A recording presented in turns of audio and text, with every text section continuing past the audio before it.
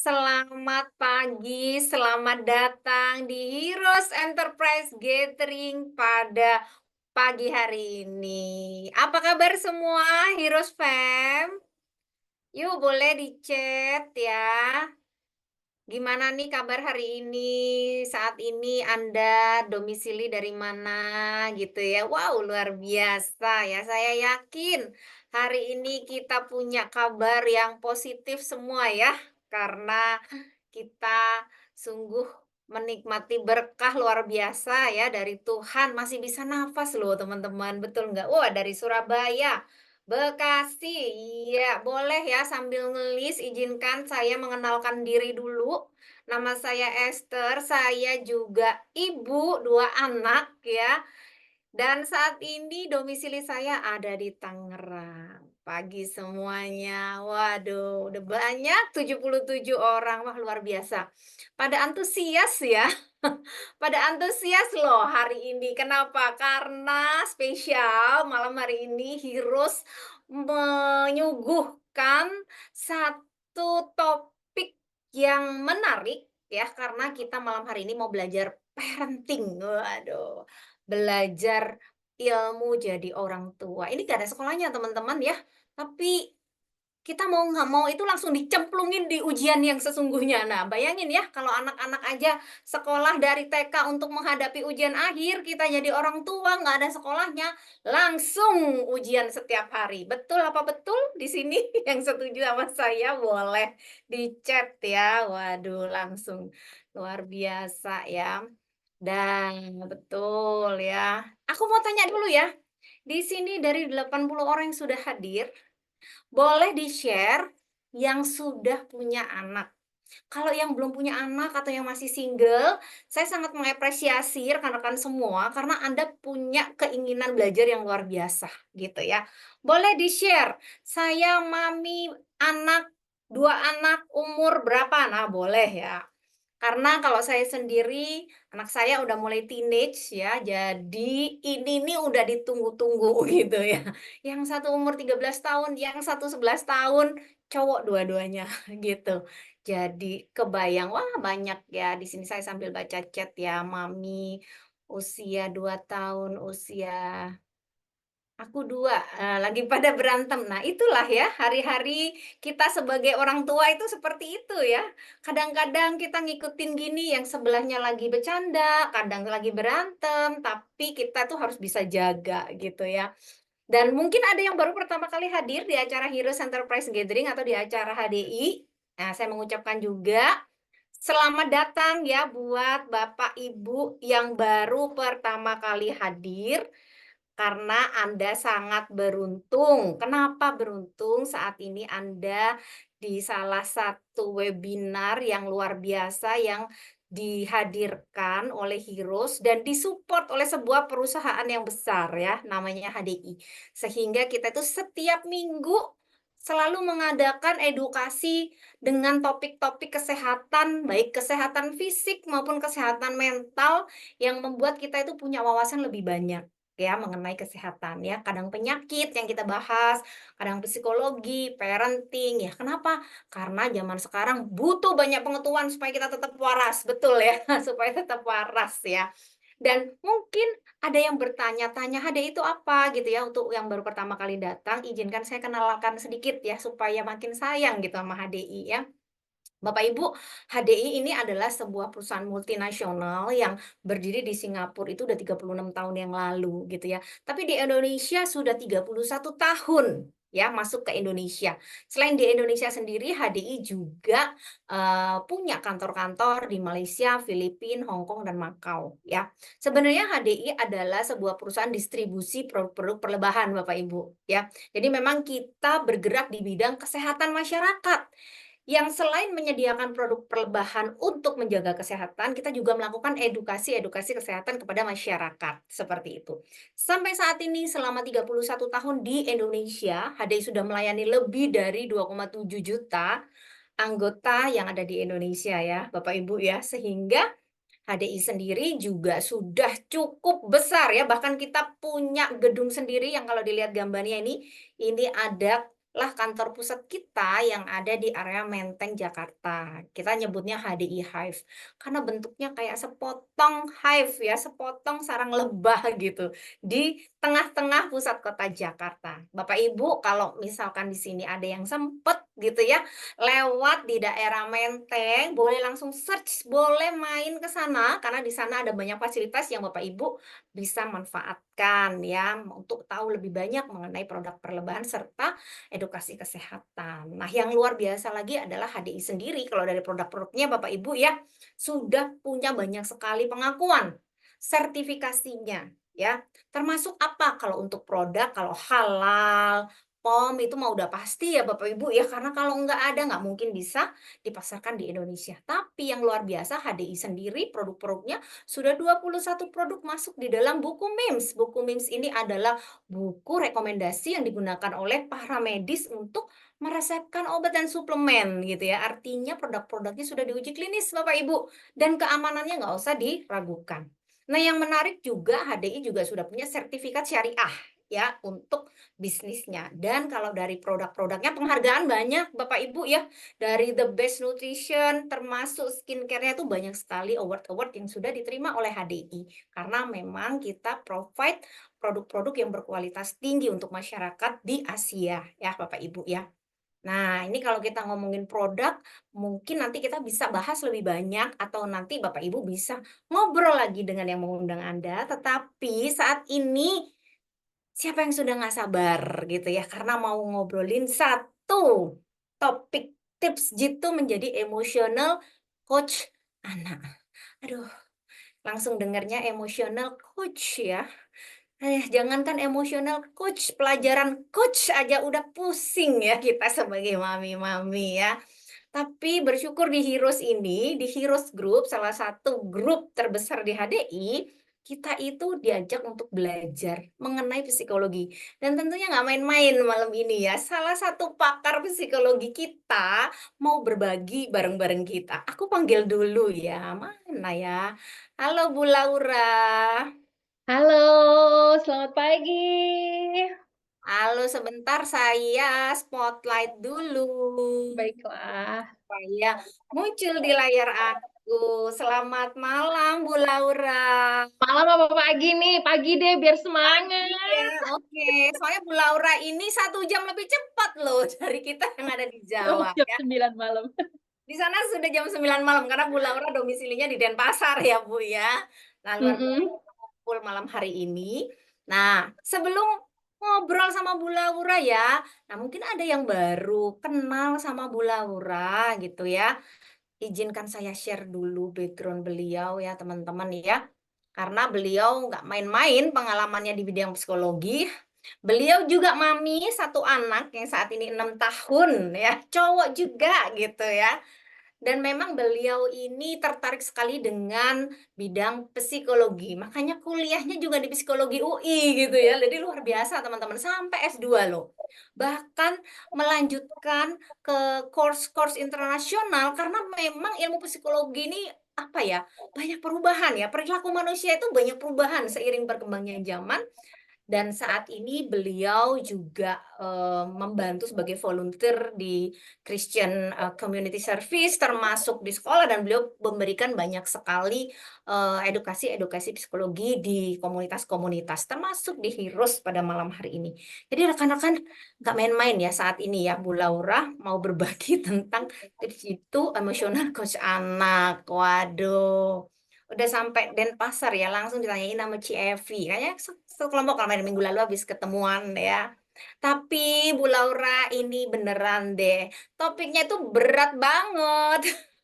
Aduh, penuh dengan tarikan nafas dan refleksi diri. Tapi memang itu realita loh, rekan-rekan. Bener nggak sih? Ya itu Bener. realita. Karena kita itu mau nggak mau, suka nggak suka, orang tua itu harusnya jadi guru pertama buat anak-anak. Betul ya? Guru kehidupan ya. Heeh, Mm-mm. ya, jadi Anda suka Oh, atau nggak suka, kalau sudah dikasih Tuhan berkat anak, kita itu udah jadi guru otomatis. Dari guru ngomong, dari guru menari, dari guru menulis, termasuk guru dalam mengelola emosional, betul ya Bu Laura ya? Iya, betul betul, betul Nah, ini banget. yang menarik dan langsung aku kepo sama materinya karena pasti materinya Bu Laura ini keren banget ya teman-teman ya. Jadi siapin catatannya dan kalau ada yang mau ditanyakan boleh langsung nanti di chat di ruang chat ya. Saya persilakan waktunya Bu Laura untuk sharing. Silakan Bu. Oke, sebentar sebentar, aku share screen dulu ya. Wait wait. Kenapa ini? Entar ya ada sesuatu nih. Sesuatunya bukan sesuatunya Syahrini ya. Tapi beneran loh, mempersiapkan ini ya, aduh bener-bener sebenarnya ini tuh dekat di hati, tapi kayaknya pengen ngasih banyak, tapi apa daya waktu kita kan nggak banyak ya, gitu kan. Jadi kayaknya ini lebih Oh. basic dan nanti kalau mau advance mungkin bisa ngomong ya ke leader-leader ya. Atau kita nanti bikin ini ya, sesi gibah tengah malam gitu ya. Karena mama-mama punya jam malam nih. Silakan Bu, udah keluar nih materinya. Oke, udah kelihatan? Udah ya? Ya. Oke, kita langsung mulai ya kalau gitu. Tips jitu menjadi emotional coach anak. Tadinya saya mau langsung tips, tapi sepertinya kita harus kembali ke mulai dari mindset. Jadi makanya ini tadi saya bilang kayaknya ini lebih ke basic-nya untuk jadi emotional coach anak, mindset kita seperti apa, terus bagaimana prinsipnya. Mungkin next time kalau ada waktu lagi kita bisa sharing lagi tentang, yang lebih mendalamnya untuk sesi yang lebih advance gitu kali ya. Tapi pertamanya nih, aku pengen tahu dulu, sebagai orang tua, apa sih harapan kita terhadap anak-anak kita? Maksudnya gini, kepengennya anak-anak itu tumbuh seperti bagaimana? Karakteristiknya seperti apa? Boleh dong di-share? Tadi aku lihat ya banyak juga yang sharing bahwa anaknya juga banyak yang masih kecil ternyata ya gitu. Punya kepengennya gimana sih? Boleh tolong diketik di kolom chat karena saya Boleh. pengen tahu, pengennya karakteristiknya kayak gimana sih, nih anak nanti kalau udah lebih dewasa lah ya, udah nggak sama kita gitu. Doa kita gitu ya Bu ya. Doa kita tuh Doa maunya kayak sebagai gimana? orang Menurut Bu tua. Esther apa? Aduh, doa saya itu ya karena dikasih 2 laki-laki gitu. Saya berharap 2 laki-laki ini menjadi laki-laki yang bertanggung jawab. Bertanggung jawab, oke. Betul, dan mandiri, sehingga jadi Mandiri, berkah bertanggung buat jawab. banyak orang. Dah, itu aja. Amin, amin, amin, amin. Oke, nih juga udah masuk ya, banyak yang share nih. Pengen jadi anak baik, penolong, beretika, sopan, berempati tinggi, wow, percaya diri, mandiri, punya problem solving yang baik, bertanggung jawab, pengen punya keterampilan yang dikuasai anak untuk bekal hidup. Iya ya, kita tuh orang tua pasti pengennya mereka tuh benar-benar bisa ready menghadapi kehidupan gitu ya. Mau bisa handle emosi sendiri karena nggak semua hal di dunia ini bisa sesuai kemauan dia. Bener banget, aku setuju banget. Jadi anak-anak yang bahagia, sehat secara fisik, mental, spiritual. Iya, sekarang ini kita nggak bisa ya cuman mikirin fisik, yang penting makanannya sehat gitu. Nutrisinya baik, nggak bisa hanya itu aja gitu. Nggak bisa hanya intelektualnya aja juga gitu, tapi semua aspeknya mesti ada. Aduh, kita doakan ya, bahwa memang ini bisa kita, apa ya, karena semua harapan-harapan ini tentunya akan bisa terwujud kalau kita juga ada planning-nya bagaimana kita bisa membantu anak-anak kita untuk bisa mencapai semua harapan dan tujuan yang tadi sudah kita tuliskan di sini. Mentalnya kuat, nggak baperan. Justru di situ yang menurut saya kok kayaknya ada sedikit gap. Gap bagaimana maksudnya? Ini, berdasarkan penelitian ya, anak dengan kecerdasan emosional tinggi, yang tadi disebutkan semua, ternyata itu sebenarnya masuk dalam kecerdasan emosional. Saya, maksud saya, nggak ada yang nyebut misalnya, pintar atau misalnya ber-IQ tinggi atau mampu yang gimana-gimana, tapi semua yang disebut di sini oleh Bapak, Ibu di sini, itu sebenarnya tergabung dalam yang namanya kecerdasan emosional. Dan memang anak dengan kecerdasan emosional yang tinggi akan lebih bisa bekerja sama dan mengikuti arahan. Dan memiliki resiko yang lebih ringan mengalami kecemasan dan depresi. Kenapa? Karena mereka sudah bisa meregulasi emosinya. Mereka lebih bisa beradaptasi. Dan Kalau mereka udah terbiasa mengelola emosinya, mereka akan lebih bisa berhubungan dengan lingkungan sekitar dengan secara lebih positif, gitu. Nah, Dokter John dan Julie Gottman itu tuh mereka tuh ada punya namanya Gottman Institute ya. Kalau mau belajar tentang emotional coaching, coba deh cek Gottman Institute. Itu bagus banget di website ya. Nah, dia tuh bilang ada 2 prediktor keberhasilan anak di masa mendatang, yaitu regulasi emosi dan hubungan sosial. Jadi regulasi emosi itu kemampuan untuk memahami dan mengelola emosi. Kalau hubungan sosial itu gimana anak bisa menjalin hubungan yang sehat dengan orang lain, baik dewasa maupun dengan anak-anak lain gitu, baik seusianya ataupun berbeda usia. Nah, ini yang tadi saya bilang, sayangnya, sayangnya hanya sedikit orang tua yang fokusnya sebenarnya ke 2 prediktor ini. Padahal goal kita, seperti yang tadi sudah disebutkan, itu kebanyakan semua di area kecerdasan emosional. Jadi maksudnya gimana? Kebanyakan orang tua tuh fokusnya lebih ke disiplin. Bukan berarti disiplin itu tidak baik, perlu disiplin. Tapi biasanya pertanyaan lebih lebih gini nih, metode disiplin apa ya yang tepat untuk anak saya? Gitu. Gimana sih cara kasih konsekuensi atau hukuman yang tepat buat anak? Nah, Dokter John Gottman ini mengatakan bahwa orang tua nggak bisa mencapai tujuan atau harapan tadi hanya dengan disiplin. Bagian besar dari mengasuh dan mendidik anak justru dengan mengajarkan anak keterampilan yang ini tadi melakukan regulasi emosi. Nah, gimana kita mengajarkan hal tersebut pada anak? Menariknya Dr. Julie Gottman ini menemukan ada yang disebut magic moments. Nah, menurut Bapak Ibu maksudnya magic moments ini apa nih? Kira-kira magic moments ini ngomongin apa ya?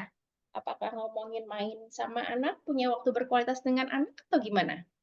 Mungkin bisa sambil ketik lagi di kolom chat. Magic moments ini apa sih maksudnya? Sambil saya lanjutkan ya. Atau dipikirkan dalam pemikiran aja, karena saya langsung mau kasih tahu apa maksudnya magic moments.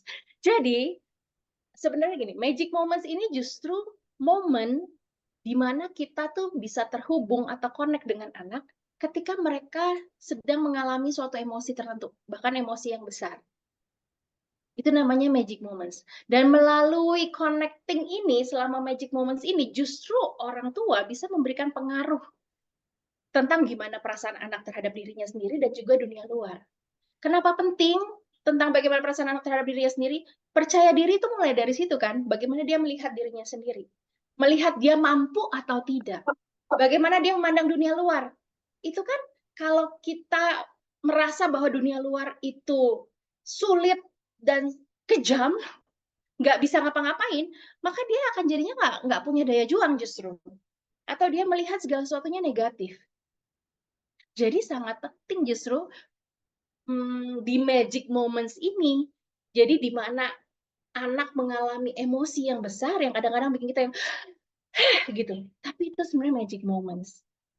Gimana kita connect dalam anak pada momen tersebut, itu tergantung dengan meta emotion kita sendiri. Meta emotion tuh bagaimana perasaan dan pandangan kita terhadap emosi.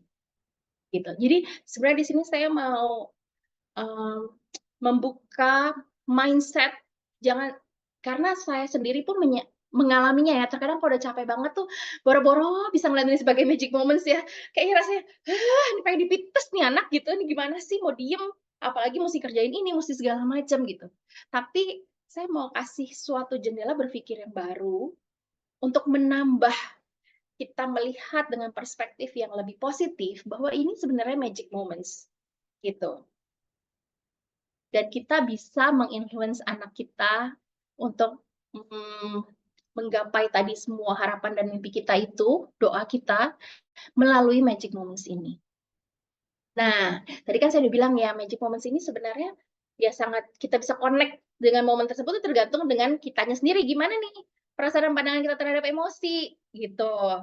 Dan pandangan kita terhadap emosi itu sebenarnya banyak dipengaruhi seperti bagaimana kita diperlakukan waktu masih kecil, waktu kita nunjukin emosi. Dulu waktu kita nangis, mama kita ngapain? Waktu kita marah-marah, papa kita bagaimana? Apa perilakunya ke kita, responnya ke kita tuh bagaimana? Jadi penting sekali untuk ngecek seberapa sehatkah emosi kita sebagai orang tua, supaya kita bisa memanfaatkan magic moment ini. Itu pertanyaan yang menurut saya perlu kita refleksikan ke diri kita masing-masing. Nah, sebelum itu saya mau menjelaskan sedikit tentang, pendekatan tentang perkembangan otak manusia. Karena dari sisi, perkembangan otak manusia pun ini sejalan sama pendapat John dan Julie Gottman ini tadi. Makanya saya mau bahas sedikit aja gitu ya. Jadi kan si otak anak itu sifatnya masih berkembang, dapat dibentuk, dan kompleks. Nah, sederhananya seperti gambar di bawah ini nih. Ada sebelah kiri ya, ke bawah. Reseptif, reaktif. Nah, jadi otak kita tuh sederhananya bisa dibagi jadi otak bagian bawah dan otak bagian atas. Bagian bawah tuh yang otak reptil atau otak survival. Dia bekerjanya kalau ada krisis, oke, harus apa? Fight, flight, atau diem aja gitu. Dan ada emotional brain juga, kalau merasa sesuatu langsung bereaksi. Itu adalah otak bagian bawah. Nah, otak bagian atas baru ada yang namanya thinking brain, otak berpikir. Nah, otak anak itu seperti rumah yang lagi dibangun, Bapak Ibu. Jadi, otak bagian bawah anak itu berkembangnya masih lebih baik dibandingkan otak bagian atas. Jadi kayak bayi ya gitu, kalau perlu sesuatu ya langsung nangis aja. Dia nggak mikir kan, mama saya lagi sibuk nih kayaknya, nanti aja deh nangis minta susunya, kan dia nggak gitu ya. Langsung nangis dong ya. Nah, itu dia. Atau anak 2 tahun, tantrum di supermarket, emosinya yang mengendalikan dia. Dia kan nggak mikir, oh ini tempat umum, nanti mama malu, nanti aja deh di rumah deh aku tantrumnya, kan nggak gitu ya. Jadi langsung dia reaktif. Nah, tahukah Anda, otak bagian atas yang bertanggung jawab pada kemampuan regulasi emosi, regulasi tubuh, tonjok apa enggak gitu ya, serta higher order thinking, itu butuh waktu pembentukan yang lebih lama.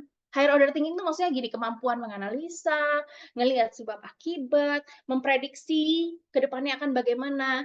Itu tuh masih lama, pembentukannya prosesnya tuh lama. Saya mau tanya, ekspektasi Bapak Ibu nih pada anak-anaknya gimana? Menurut Bapak Ibu kapan kira-kira anak udah mulai jago untuk regulasi emosi? Misalnya gini, kalau kalau mau sesuatu tapi nggak dapat, itu nggak langsung marah-marah, kan kita maunya gitu ya. Atau misalnya, apalagi orang tua yang punya lebih dari satu anak, terkadang kan ekspektasi ke si kakak lebih tinggi nih, si kakak udah bisa nih kelola emosinya untuk jagain adiknya. Nah, pengen tahu nih, di umur berapa sih? Coba, aku tungguin ya, kali ini aku tungguin. Coba ketik di kolom chat, umur berapa, kira-kira pembentukan otak itu sudah sempurnalah gitu ya, yang bagian atas. Harapannya, ekspektasi kita di umur berapa sih? 6 tahun, 7, 8 tahun mungkin, 12 tahun, 7 tahun nggak sih? Gitu. 7 tahun, 10, oh ada yang bilang 24 tahun, 6, 8, 12, 12, 7. Oke, lebih banyak yang ngomong antara 7 sampai 12 tahun ya di sini. Lebih banyaknya 7 sampai 12 tahun. Ada satu yang 3 tahun, ada satu yang 24 tahun. Teng teng dedeng, jawabannya adalah otak bagian atas itu perlu waktu pembentukan hingga usia pertengahan 20-an tahun, Bapak Ibu. Jadi manage your expectation ya Bapak Ibu. Ini maraton Bapak Ibu. Maraton.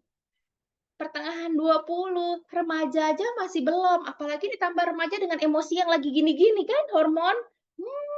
Tambah-tambah karena sebenarnya mereka belum sempurna. Pertengahan 20 ya, jadi kita sama-sama coba manage ekspektasi ya. Jadi di sini orang tua itu justru regulator emosi eksternal bagi anak. Orang tualah yang membantu anak belajar mengelola emosinya karena belum bisa sendiri. Kenapa belum bisa sendiri? Kemampuan otaknya tidak memungkinkan dia untuk bisa melakukannya sendiri. Gitu. Kita lanjut ya. Jadi gini, otak anak kan kompleks ya. Jadi setiap bagian kan punya peran dan tugasnya masing-masing.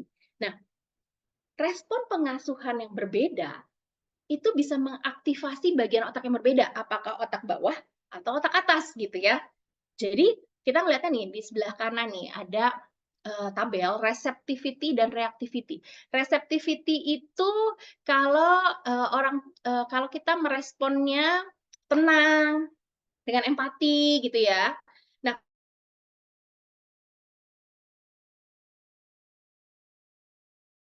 jadi otak yang tadi ya, otak reptilnya, otak levelnya itu lebih rileks.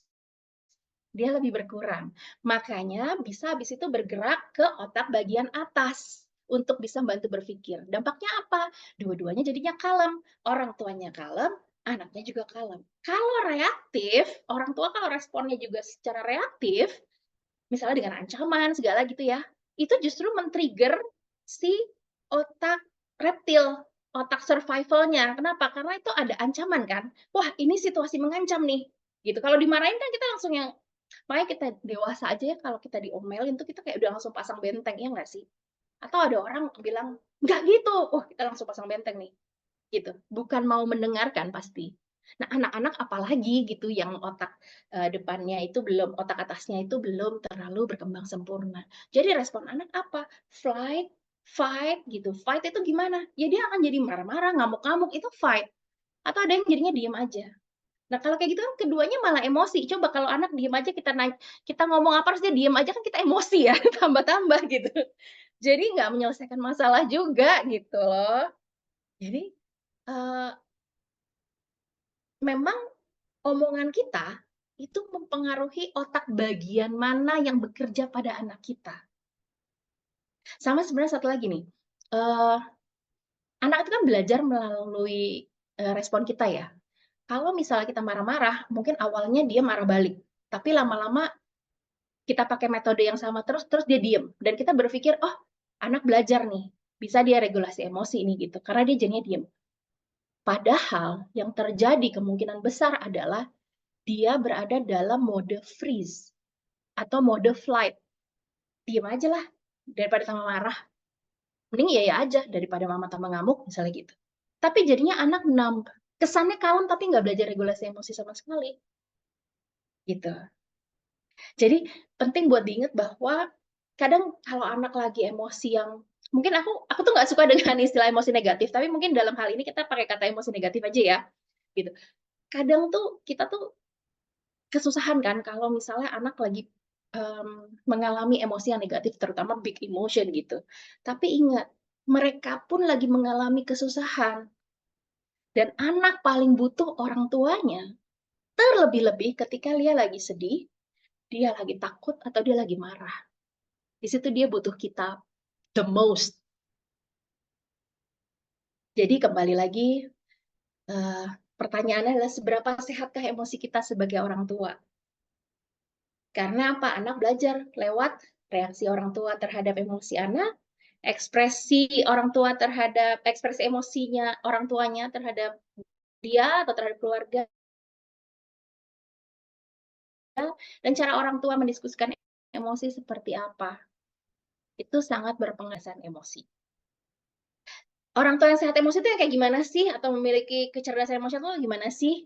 Adalah orang tua yang bisa menyadari perasaan yang dimiliki anak, mampu berempati, menenangkan, dan memandu anak. Oke, jadi untuk bisa jadi emotional coach buat anak kita, kita harus bisa refleksi dulu, seberapa sehat sih emosi kita, untuk kita bisa meng-coach anak kita, sehingga dia pun bisa memiliki kecerdasan emosional yang baik. Oke, nah, seberapa sehat emosi kita ini nih sebagai orang tua, itu bisa dilihat dari, jenis pengasuhan emosi seperti apa sih yang selama ini Bapak Ibu terapkan. Jadi anggap ini nih sebagai kita refleksi ya. Saya mau ngajak Bapak Ibu refleksi dan sebisanya jujur dan dengan rendah hati. Untuk kita sama-sama menemukan, apakah ciri-ciri yang nanti akan saya jelaskan, itu ada sama kita atau tidak. Kebanyakan ciri-ciri itu munculnya di yang mana? Bagian tipe pengasuhan yang mana? Kenapa? Karena hal ini penting untuk membawa kita pada realitanya dan langkah awal untuk kita jadi emotional coach buat anak. Tanpa kita menyadari kita posisinya di mana, kita nggak akan bisa menjadi emotional coach yang buat anak kita dengan baik, ya. Jadi kita sama-sama membahas slide ini dengan mindset saya mau mengecek realitanya saya lebih banyak yang mana. Bukan untuk judging, bukan untuk apa-apa, tapi untuk kita sendiri masing-masing tahu untuk langkah selanjutnya kita harus melakukan apa. Oke? Kita mulai ya dari dismissing parent. Nah, dismissing parent ini jadi tipenya gini, dia itu merasa bahwa emosi marah, sedih, takut gitu ya, pokoknya yang kesannya negatif-negatif itu seharusnya nggak perlu ada. Jadi dia suka ngomongnya gini nih, "Masa udah besar takut sih? Adik kamu aja nggak takut tuh?" Gitu. "Aduh, gitu aja nangis, dikit-dikit nangis, baru jatuh gitu aja nangis, itu mah nggak sakit." Nggak sakit, udah hilang gitu. Misalnya kayak gitu. Jadi perasaan anak itu tidak diakui, dianggap nggak perlu ada. Biasanya, tipe pengasuhan ini nih orang tuanya tuh meremehkan dan mengabaikan perasaan anak. Jadi nganggep anak tuh kalau yang udah marah atau takut tuh lebay gitu. Gitu aja takut, ya ampun. Dan yang kadang-kadang bisa juga jadi, ini saya bingung ya mau ngomong, tapi ini bukannya jadi gini, kadang kita tuh menggunakan Tuhan gitu, tapi jadinya, menurut saya kurang tepat. Kayak misalnya, "Gitu aja takut, kan ada Tuhan, emang kamu nggak percaya Tuhan?" Gitu. Kita percaya Tuhan, iya dong, tapi cara ngomongnya nggak gitu Bapak Ibu ya. Karena kalau begitu kita namanya tidak apa ya, mengakui perasaan anak. Padahal kan perasaan takut itu valid, Tuhan kok yang ciptain perasaan takut gitu. Kalau emang dia masih takut, ya berarti kita yang membantu dia untuk bagaimana mengelolanya kan gitu ya, bukannya bawa-bawa Tuhan, dianggap bahwa, "Emang kamu nggak percaya?" Gitu. Oke? Ini agak sensitif, saya berhati-hati ngomongnya bagian itu. Tapi semoga Bapak Ibu nangkep maksud saya ya, gitu. Oke. Laura, ini rame banget di chat-nya. Terus Oh gimana ya, ngomongnya ya? Langsung kita tuh ngedengerin Blora kayak kayak film hidup kita tertonton. tenang, saya sudah berefleksi duluan. Nah ini gimana ngomongnya sama anak? Nih Mas, karena itu banyak banget ya, saya juga ini ya, apa maksudnya, anak takut itu kan semua orang tua pasti ngadepin kayak gitu dan Nanti kadang-kadang kita kita bahas ngomongin ya, kayak gitu. kita bahas di slide tentang Boleh deh. ya, Siap. emotion coach. Heeh. Pokoknya saya berusaha cepet nih di sini nih, supaya kita bisa membahas, emotion coaching-nya lebih detail ya. Oke, bahasa baiknya gimana, nanti ya. Jadi, sampai mana tadi? Oh, masih dismissing parents ya, gitu. Dismiss parent. Mengabaikan dan meremehkan. Eee, nah, iya, tapi kalau saya lihat sebenarnya nih ya, orang tuh bisa jadi dismissing parent, sebenarnya mungkin karena orang tua sendiri ngerasa tidak nyaman ngelihat anaknya mengalami emosi tersebut. Jadi bisa karena kita kasihan, maksudnya dengan perasaan sayang, kita tuh yang, aduh kita nggak mau tuh dia, eee, berada dalam ketakutan lama-lama, atau kesakitan, atau sedih yang, lama gitu. Jadi kita pengennya tuh dia cepet hilang lah gitu. Nah, kadang-kadang jadinya kita tuh kayak bribing gitu loh, kayak nyuap supaya cepet tenang. Udah, nggak apa-apa, nanti kita beli es krim deh," gitu. Jadi kita berusaha untuk nyogok dengan hal-hal yang kita tahu anak kita suka, supaya dia berhenti marahnya, dia berhenti sedihnya, gitu ya. Jadi, hati-hati ya di situ, gitu. Nah, tapi saya juga ngelihat gini, kadang orang tua yang dismissing parent ini tuh sebenarnya kewalahan menghadapi emosi anaknya, mungkin karena dirinya sendiri kebiasaan untuk mendismiss perasaannya sendiri. Merasa nggak boleh lelah, nggak boleh kesel, kalau kayak sebel sama anak, langsung nge-judge diri kita, "Ih nggak boleh, emangnya kamu nggak bersyukur ya udah dikasih Tuhan anak?" Gitu. Dan itu sebenarnya sedih sih, itu sedih. Maksudnya, mmm, kita tuh boleh loh merasakan berbagai macam emosi itu boleh loh, gitu. Tuhan kok yang ciptakan semua emosi itu. dan semua hal yang terjadi sama kita itu pasti menimbulkan suatu emosi dan nggak mungkin manusia itu emosinya happy terus, ya kan? Emosi itu ada banyak dan terkadang karena kita terbiasa mungkin orang tua kita yang membiasakan itu kita nggak boleh punya suatu emosi tertentu, jadinya kita pun tumbuh menjadi orang yang merasa nggak boleh kalau banyak-banyak emosi seperti ini gitu. Saya bukan orang tua yang baik kalau saya kesel sama anak saya. Saya bukan orang tua yang baik kalau rasanya tuh saya udah pengen menjauh dulu dari dia gitu. Jadi kita refleksi lagi gitu, bagaimana sih pandangan kita gitu. Percaya kalau emosi negatif yang ditunjukkan anak itu mencerminkan keburukan orang tuanya. Jadinya kita nggak pengen anak itu terlihat menunjukkan emosi negatif terutama kalau di depan orang. Efeknya apa sama anak? Ketika anak jadinya enam dengan perasaan mereka sendiri, mereka kan sulit ya untuk bisa memahami perasaan orang lain. Gimana mau bisa berempati? Tadi di awal kan ada yang pengen anaknya bisa berempati. Gimana dia bisa berempati kalau dia sendiri juga nggak bisa merasakan perasaannya gitu. Dan mereka pun bisa jadi meremehkan kebutuhan emosional mereka sendiri, merasa nggak layak diperhatikan, merasa apa ya, eee, layak untuk mengalami kesedihan ini gitu, nangkep nggak maksudnya? Merasa bahwa saya tuh deserve untuk mengalami ini gitu, dan bahkan bisa aja mengalami keraguan dalam diri sendiri, dan punya kerinduan yang mendalam akan cinta dan validasi dari orang lain. Itu adalah tipe yang dismissing parent. Nah, ada lagi disapproving parent, sebenarnya ini mirip. Nih suka suka bilang sama kayak, "Berhenti deh nangisnya," gitu. "Mama jadi nggak bisa baca buku nih kalau kamu nangis terus. Gimana mama mau kerja nih? Mama ada kerjaan. Mama eee, lagi ada Zoom, lagi belajar," misalnya. "Ini mama lagi prospek orang nih," misalnya gitu ya. "Jangan berisik dulu, gitu. Atau misalnya kita pakai, misalnya kalau papanya lebih galak gitu ya, "Kamu mau nih, mama panggil papa ya, buat ngomong sama kamu ya?" Gitu. "Kalau nggak berhenti nangis mama tinggal ya." Nah, siapa nih yang suka ngomong gini? Atau enggak, "Jadi anak kok penakut banget sih? Mama papa aja nggak gitu, anak siapa sih nih?" Gitu. Atau, "Ih, cengeng banget sih, anak laki tuh nggak boleh cengeng. Kok marah-marah sih? Anak perempuan nggak pantas marah-marah." Misalnya gitu. Atau dia habis nangis nih, anak remaja kita ya patah hati gitu kan, terus, "Ih, kalau bengkak matanya nggak usah ikut ya, nanti apa kata orang?" Misalnya gitu. Jadi sebenarnya mirip sama dismissing, tapi dengan cara yang jauh lebih negatif. Jadi bukan hanya meremehkan perasaan, tapi benar-benar nggak boleh untuk dimiliki. Jadi, mereka ngelihatnya adalah, mmm, emosi yang negatif itu mencerminkan ciri-ciri atau karakteristik yang buruk dari anak itu, gitu. Jadi lebih lebih ini ya, lebih apa ya istilahnya, lebih keras lah gitu sama anak. Dan mereka biasanya percaya anak menggunakan emosi negatif untuk memanipulasi. Padahal, apalagi kalau anak kecil ya, kalau akhirnya mereka memanipulasi itu sebenarnya proses belajar. Mungkin ya, kalau misalnya dia nangis, yang tadinya nggak boleh jadi boleh. Lah kan ada proses belajar ya. Jadi besok-besokannya dia pura-pura nangis aja supaya dia dapat. Dan kita langsung bilang, oh manipulasi nih. Ah itu mah gara-gara kita sendiri.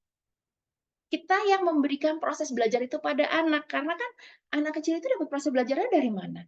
Dari respon orang tua.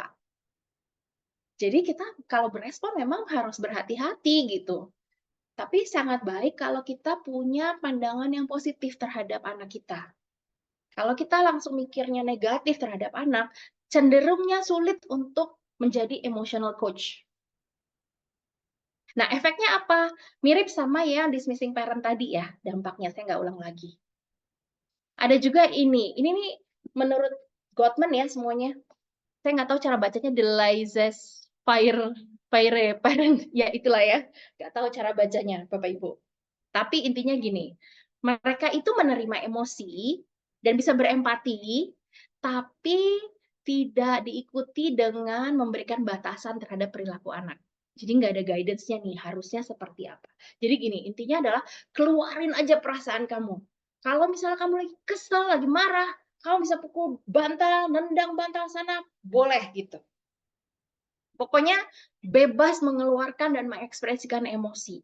Tapi nggak diajarin nih mengenai emosinya itu sendiri, seperti cara regulasinya, eee, emosi itu membawa pesan apa, kenapa sih merasakan emosi itu nggak diajarin gitu. Jadi anak tuh nggak dibantu untuk problem solving-nya, nggak ada. Jadi dia menerima emosi anak, dia, eee, memvalidasi gitu, "Oh ya kamu marah, silahkan," gitu. Jadi mereka tuh percayanya kayak apa ya, emosi tuh kalau udah dikeluarin sampai lega, berarti udah selesai masalahnya, gitu. Jadi kayak, "Udah lega kan marahnya?" Biasanya gitu tuh ngomongnya.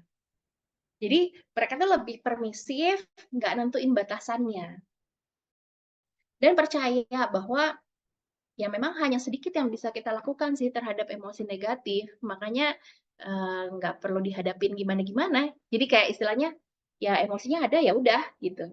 Kita juga nggak bisa ngelakuin apa-apa terhadap itu. Nah, efeknya apa pada anak? Anak jadinya nggak belajar meregulasi emosi pastinya kan. Dia cuman keluarin aja tapi dia nggak bisa regulasinya. Terus efeknya apa? Bisa juga jadinya sulit fokus dan membentuk pertemanan. Ya dong, siapa yang mau sama berteman dengan anak yang dikit-dikit meledak, terus kayak nggak ada batasannya gitu dalam berperilaku. Kalau marah udah langsung teriak-teriak, langsung pukul-pukul gitu. Ya kan susah ya untuk cari temen gitu kalau seperti itu. Nah, yang terakhir adalah emotion coaching. Emotion coaching ini gimana? Jadi sebenarnya di emotion coaching ini, orang tua menghargai nih emosi anak sebagai peluang untuk justru menjalin attachment sama anak.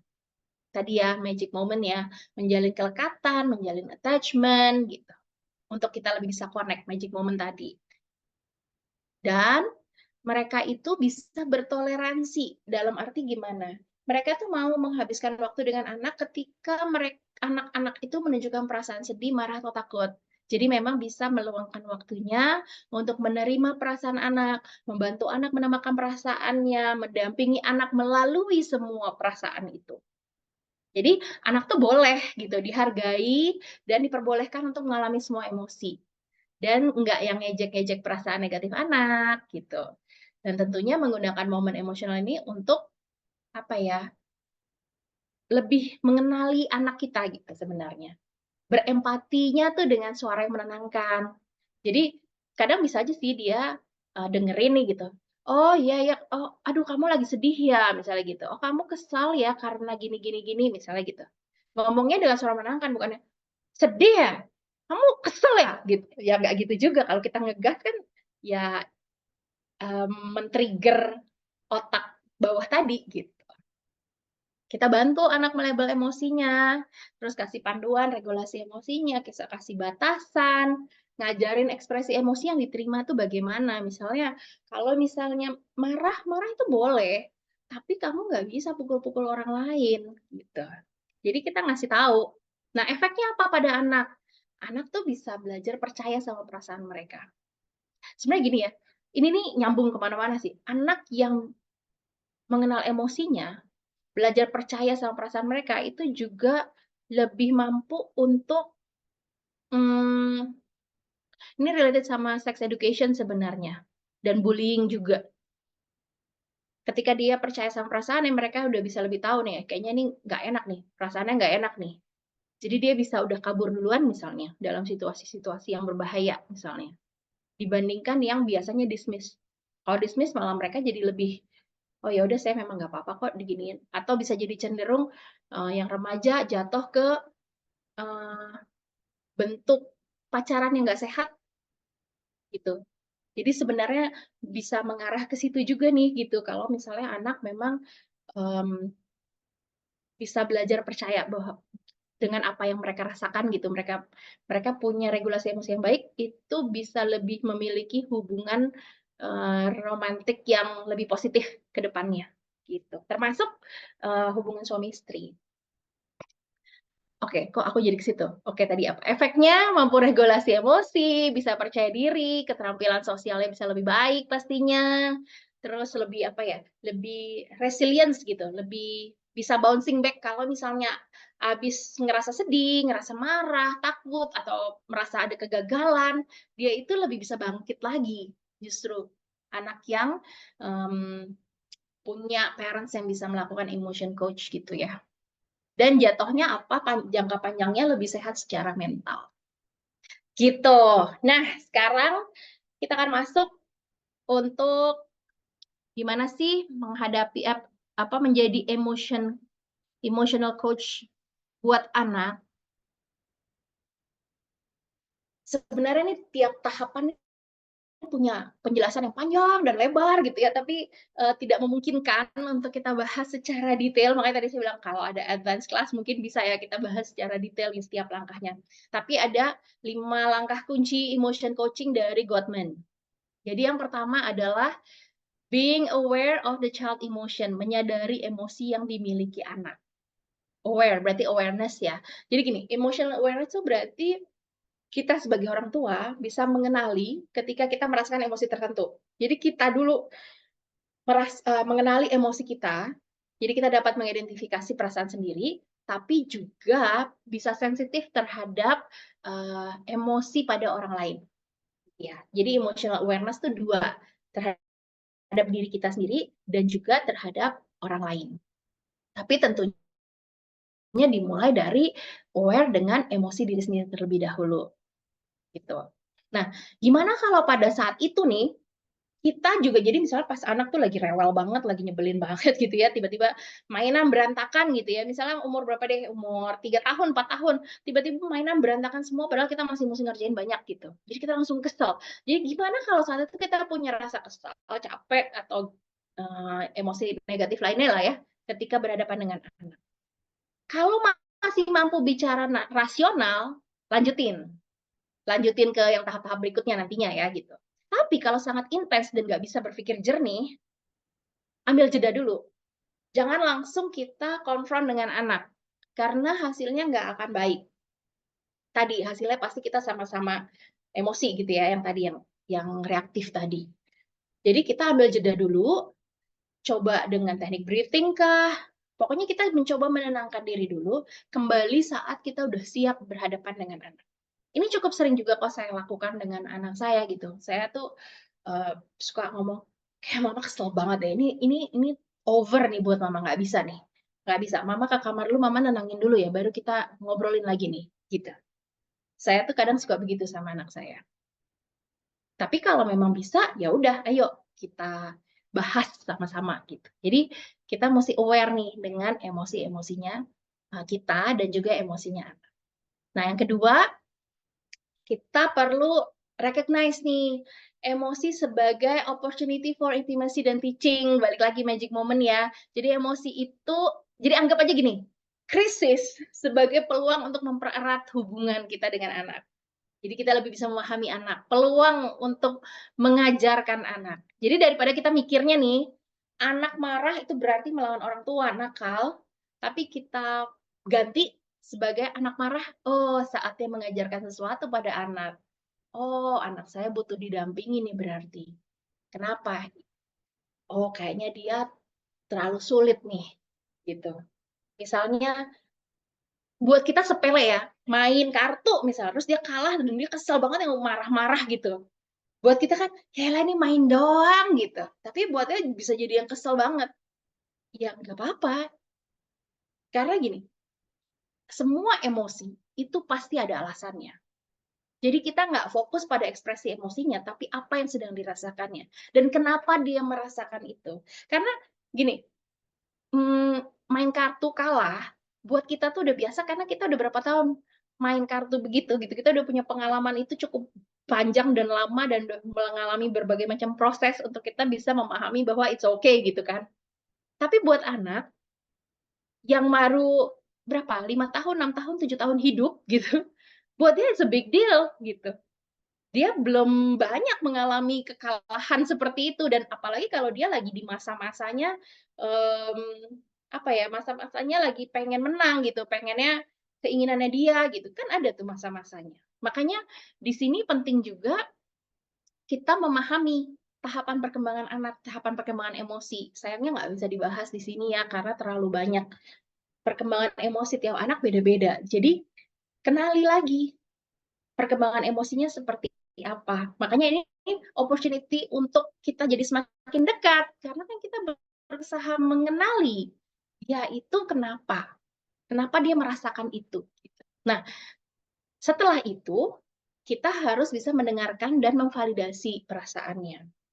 Mendengarkannya mendengar dengan penuh empati ya, mendengarkan aktif. Mendengarkan aktif itu yang gimana? Jadi kita merefleksikan apa yang kita dengar dari anak, terus kita ucapkan fakta gitu. Jadi misalnya, dia cerita, terus habis itu kita ngomong, "Oh, jadi sepertinya kamu itu sedih sekali karena si B nggak mau main sama kamu ya tadi di sekolah." Misalnya kayak gitu.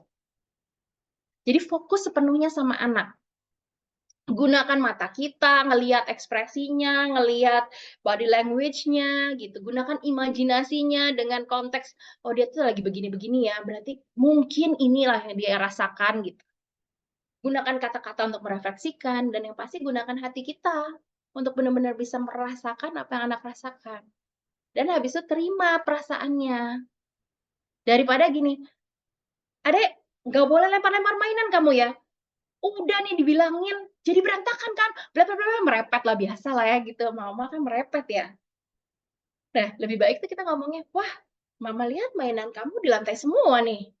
Adik lagi ngapain sih?" Gitu. Terus tunggu respon anak agar tahu apa alasan dibalik perilakunya. Karena surprise nih kadang-kadang tuh ada tujuannya juga loh. Bisa aja dia tuh lagi berantakin ceritanya dia lagi berimajinasi ada bom gitu misalnya, terus kena, terus berantakan. Karena it happen sama anak saya juga gitu, yang penuh dengan imajinasi dia gitu. Jadi kadang-kadang, ternyata dia ada reason-nya ya gitu.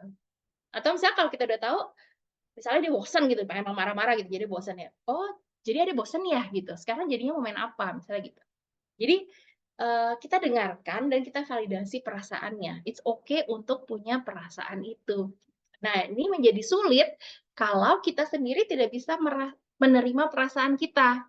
Tadi ya, misalnya kalau kita ngerasa, capek sebagai orang tua, langsung kita, "Eh, nggak boleh lo ngerasa itu," gitu. Nah, kalau kita sering berpikir begitu, agak sulit nih kita melakukan di part yang ini.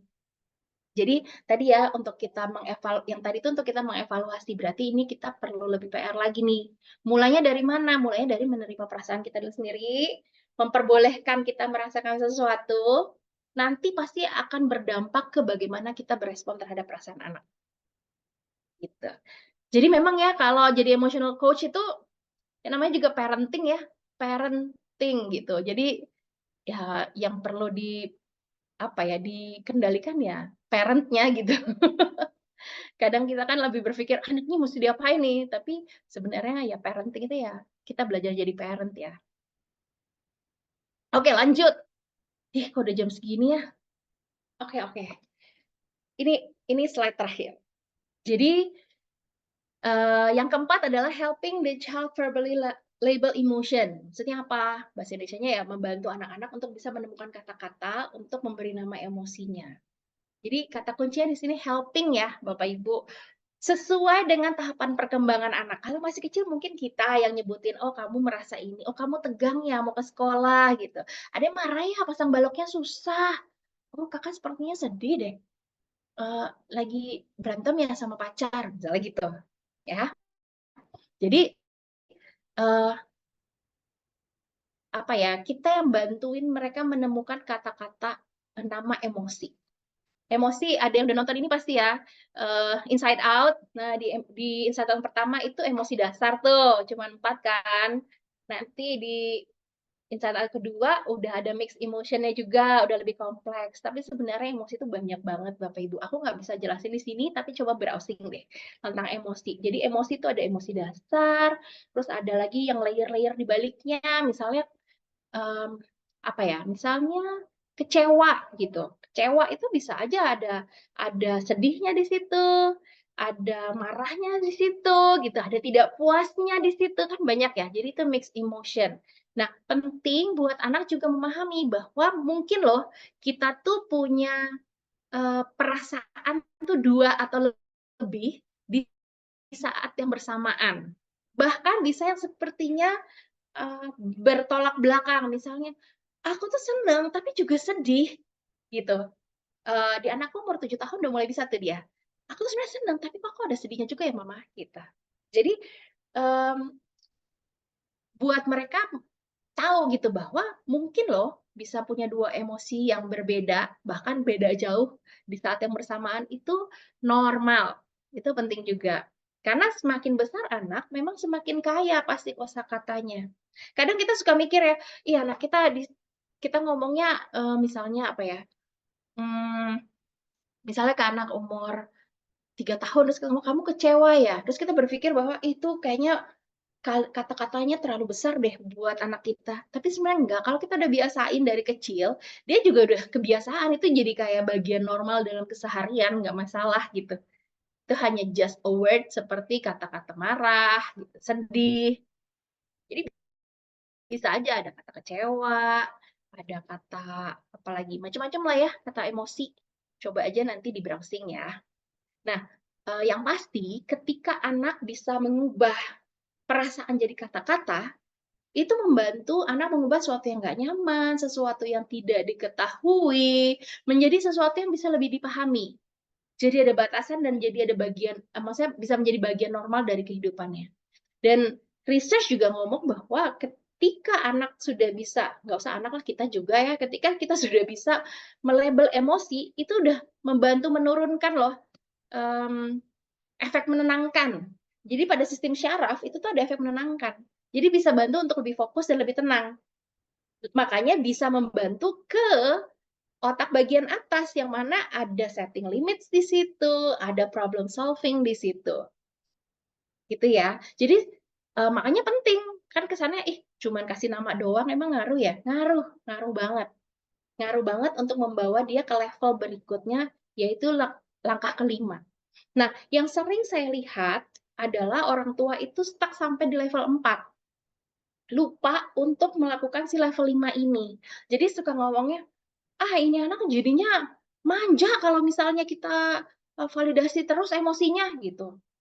Ya iyalah, kalau misalnya kita nggak sampai ini jadinya kalau cuma sampai level 4, itu seperti yang tadi apa sih yang susah itu loh, yang tipe parenting yang susah itu disebut, nah, laissez-faire parent. Nah, itu tuh biasanya sampai level 4 doang, nggak nyampe ke setting limits-nya. Jadi pastikan kita harus sampai di level 5 untuk mencapai kecerdasan emosi tadi, yang kita mau tadi ya, yang doa kita buat anak-anak kita itu, pastikan kita sampai di level yang 5 ini, 5, langkah kelima. Setting limits while helping the child problem solve. Kembali kata kuncinya, helping. Jadi kita bantu, eee, anak kita dengan kita kasih batasan. Batasan dan aturan itu tetap penting. Nggak bisa kalau kita nggak ngasih batasan dan aturan kepada anak. Jadi setelah kita kasih waktu, kita dengerin anak, melabel emosinya, dia udah lebih calm, baru bisa masuk ke sini. Kalau dia belum calm, belum tenang, nggak bisa kita masuk ke sini, ya. Jadi, baru deh kita masuk ke proses penyelesaian, tentukan batasan, bantu mikirin solusinya. Jadi gini, tugas orang tua itu mengatur batas perilaku ya, bukan atas perasaan anak. Jadi perilakunya yang nggak boleh. Perasaan diterima, tapi kalau perilakunya nggak bener, ya kita kasih tahu bahwa itu nggak boleh, gitu. Tetap ada aturannya. Batasannya mana perilaku yang nggak pantes, kayak mukul-mukul ya pasti nggak boleh. Kalau saya tuh biasanya batasannya itu adalah tidak menyakiti orang lain, tidak menyakiti diri sendiri, tidak merusak barang. Itu yang paling utama, itu kalau lagi marah-marah. Karena kalau kebanyakan kan nggak bisa nginget juga ya anak gitu, apalagi kalau lagi kesel, lagi emosi, atau lagi sedih banget kan nggak bisa mikir banyak ya. Jadi yang sederhana yang, bisa lebih mudah diingat lah gitu. Nah, jadi kita memastikan nih, anak paham perilaku mana yang pantas, mana yang nggak bisa ditoleransi. Nah, kalau udah baru deh orang tua bisa bantu membimbing, mikirin cara yang lebih tepat gimana. Jadi misalnya gini, "Kamu ngerasa marah karena temanmu ngerebut mainan itu ya? Mama juga tuh, akan marah juga sih kalau misalnya itu terjadi," gitu. "Tapi kamu nggak boleh mukul," gitu. Ngomongnya tuh urutannya seperti itu. Tadi kan ada yang nanya ya contoh ngomongnya, urutannya. Kalau dibalik, kalau langsung, kamu nggak boleh mukul," gitu. "Aku tahu sih kamu marah," gitu. Tapi dibalik gitu, duluan nggak boleh mukulnya, batasannya yang kita duluan kasih tahu, maka anak akan jadi ngerasa korban, makin ngerasa nggak ngertiin, bahkan bisa ngerasa diperlakukan tidak adil. Nah, ini seringkali terjadi tuh antar kakak adik ya, gitu. Ngerasanya nggak adil, karena terutama kadang kita ngerasa kakak harus lebih ngerti, jadinya ke si kakak kita lebih sering ngomongnya tentang batasan duluan, baru kita memvalidasi emosinya. Padahal urutannya adalah terima perasaannya, validasi emosi, baru kasih batasan. Oke? Dan contoh gini, eee, "Mama ngerti kamu jealous ya karena, adek duluan duduk di kursi depan ya di mobil," misalnya gitu. "Tapi bukan berarti kamu boleh ngejek dia." Jadi kayak gitu ya contohnya. Nah habis itu, eee, bantu pemecahan masalah. Misalnya tadi ya, "Kamu ngerasa marah karena teman kamu ngambil mainan itu ya? Mama juga sih, marah, tapi kadang mama lebih ke sedih sih kayaknya." Itu boleh juga loh kalau misalnya kita berbeda gitu ya. "Tapi kan kamu nggak boleh pukul. Nah menurut kamu apa yang bisa kamu lakukan?" Nah ini baru bisa kalau dia udah tenang. Jadi kadang prosesnya dari kita ngomong, "Kamu ngerasa marah ya?" Sampai, menurut kamu apa yang bisa kamu lakukan, itu bisa panjang juga, nggak selalu cepet. Dan ini terutama lebih bisa di anak-anak yang udah mungkin udah TKB ke atas ya, udah mulai bisa, menurut kamu apa yang bisa kamu lakukan. Kalau misalnya sama anak yang lebih kecil, kita langsung kasih pilihan, "Kamu mau, tetap di sini nunggu atau kamu mau pulang?" Apa gitu. Jadi, harus kasih pilihan. Untuk solusinya, kalau yang masih lebih kecil. Kalau, anak-anak TKB kelas 1, 2, 3 kadang bisa juga dibantu untuk mikir, tapi juga tetap perlu ada pilihan. Jadi semakin dia, eee, besar, umurnya udah makin makin besar, ya semakin kita kasih dia, apa ya, clue clue untuk menemukan apa sih solusinya, apa sih tujuannya, gitu. Kamu bisa mikirin cara lain nggak untuk mengatasi perasaan itu misalnya? Jadi kita bimbing mereka untuk mikirin solusinya ya, bukan kita yang kasih. Eventually bukan kita yang ngasih, tapi itu bertahap, sesuai tahapan perkembangan, sesuai usia, tapi juga kalau misalnya anak kelas 3 SD, tapi nggak pernah kita melakukan emotional coaching, bisa aja kita yang masih perlu bantu dia untuk kasih pilihan solusi. Belum tentu dia akan come up dengan sendiri karena kan tidak terbiasa, ya. Jadi tiap anak beda-beda, nggak bisa saya, kasih bahwa pasti begini nih, nggak bisa. Nggak bisa pakai tahapan usia juga, tadi kan hanya perkiraan.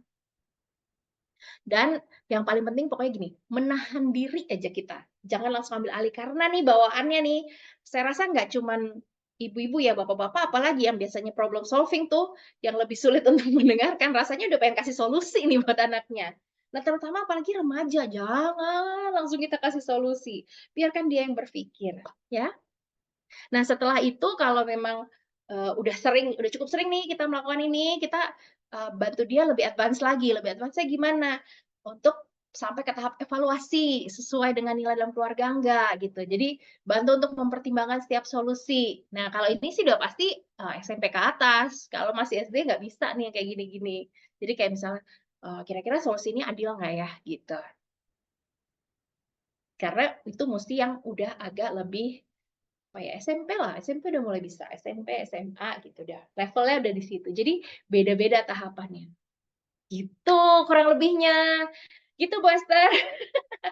Ini aku sebenarnya masih banyak yang mau aku ceritain, tapi gimana dong, waktunya Materinya luar biasa. terbatas. Oh, satu lagi. Kan tadi Oke. saya banyak ngomong tentang, kitanya dulu ya, kitanya harus bisa me-manage emosi, kitanya perlu, lebih sabar, kitanya perlu belajar dulu untuk breathing segala macam gitu. Dan yang pasti, eee, menurut saya jadi sekarang nih research tuh udah lebih ke, holistik ya. Ketika ngomong sesuatu, nggak bisa nih saya ngomong begini aja nggak bisa, karena holistik semuanya. Kondisi fisik itu sangat mempengaruhi, apakah kita lagi capek, apakah kita lagi lapar, kurang makan, kan ada ya gitu. Kalau misalnya Stres, kita kerjaan. nggak bisa mikir gitu, atau stres kerjaan. Nah, itu tuh sangat mempengaruhi. Jadi atau kalau kita lagi sakit, itu Mmm, ngaruh. Nggak bisa nih kita melakukan 5 langkah kunci ini, sulit gitu. Jadi memang harus secara holistik. Olahraga harus rutin juga untuk kita bisa melakukan ini gitu. Nggak bisa kita cuman, "Oh ya, saya udah tahu nih mau ngapain," gitu. Nutrisi yang masuk itu harus membantu. Apalagi udah banyak research nutrisi yang, mempengaruhi perkembangan otak kita, gitu. Dan ini dari tadi kita ngomong, kadang kita mikir emosi itu kan perasaan ya, tapi kan emosi itu tadi letaknya ngomonginnya kan regulasi emosi itu otak ya, gitu. Jadi pastikan nutrisi terhadap otak buat kita dan buat anak itu juga baik gitu, cukup, gitu. Itu sih, kayaknya itu dulu deh dari saya. Oh, Udah waktunya udah mepet. enggak. Materinya daging banget pagi hari ini. Ayo siapa yang sependapat sama saya dari tadi tuh ngedengerinnya sampai melongo melongo, aduh aduh aduh gitu ya. Siapa yang sama kayak aku ya? Ini Aku memang stop share ya. ya boleh. Ini memang kalau, apa, kalau dilanjutin, aduh ini seru banget, bisa sampai tengah malam kita nggak berasa, bener nggak? Karena kalau ngomongin emosi itu bisa banyak, terus kita itu punya kasus sendiri-sendiri yang berbeda-beda gitu ya. Dan pasti tiap kasus itu seninya banyak, makanya sebenarnya kalau kita belajar psikologi itu ya Bu Laura, kita kadang nggak bisa saklek harus begini-begini gitu ya, karena nanti Iya, kondisinya bisa beda ya. betul Anaknya Bu betul. Laura sama anak saya tuh bisa beda teman-teman, tapi paling enggak malam hari ini tuh kita belajar gimana, kalau mau jadi coaching-nya anak-anak, kan kepengennya anaknya punya kecerdasan emosional katanya. Nah kalau emosinya cerdas tuh bukan takdir ya teman-teman ya, namanya kecerdasan harus dilatih. Bukan. Bukan takdir gitu ya, tiba-tiba ujluk ujluk gini, ujuk-ujuk bahasa Jawa. Anaknya cerdas emosionnya, anaknya sabar gitu ya, tapi ternyata dunia dunia psikologi itu seru banget karena aku juga salah satu pecinta psikologi dari dulu ya, cuman kecebur di matematika. Tapi saya seru sekali dan ini banyak banget, nanti kalau ada yang mau tanya, boleh teman-teman bertanya gitu ya. Tetapi memang balik lagi rekan-rekan, yang terakhir tadi Bu Laura tadi, sounding itu saya juga jadi inget. Kenapa? Karena kita sebagai orang tua akan bisa melakukan itu semua ketika kondisi kita itu tuh harus bagus dulu. Bagus tuh maksudnya gini, kita harus fit, nggak bisa kalau capek, bener ya? Kebanyakan biasanya, kalau kita udah terlalu capek, emosinya itu udah memuncak, aduh boro-boro jadi coaching-nya anak-anak ya, jadi coaching diri kita sendiri aja juga gagal gitu ya. Melakukan hal yang benar buat emosinya kita aja tuh kita susah kendaliin teman-teman, ya. Makanya sebenarnya kalau misalkan di sini ya, saya tuh ngerasa kebantu banget. Ini aku sedikit testimoni boleh kali ya? Sebentar. Kenapa saya kepengen sharing dan kepengen testimoni teman-teman, Boleh dong. iya, karena, saya merasakan bahwa kondisi tubuh itu juga mempengaruhi ya. Jadi saya itu kan dulu sekarang udah enggak, saya dulunya, orang tua yang meng-homeschooling anak-anak. Jadi benar-benar anak-anak itu hampir 24 jam bareng kami, dan kami itu merasakan dinamika naik turun emosional itu tuh bener-bener, ampe mabok gitu ya, 24 jam bareng kita. Dan memang kondisi tubuh yang baik itu sangat sangat membuat kita tuh jadi ingat, selain kita belajar banyak ya, kayak sesi-sesi seperti ini nih aku suka ikut dari dulu gitu. Dan, salah satu produk yang banyak membantu sekali di keluarga kami itu ya di HDI ini. Kenapa? Karena produk HDI, kalau teman-teman nanti yang mungkin belum pernah kenal produk HDI ya, kita itu punya banyak produk yang menjaga kesehatan tuh nggak cuman jadi sehat. Sehat itu penting loh teman-teman, bukan cuman nggak sakit loh sehat itu, tapi ini mensupport kesehatan mentalnya juga.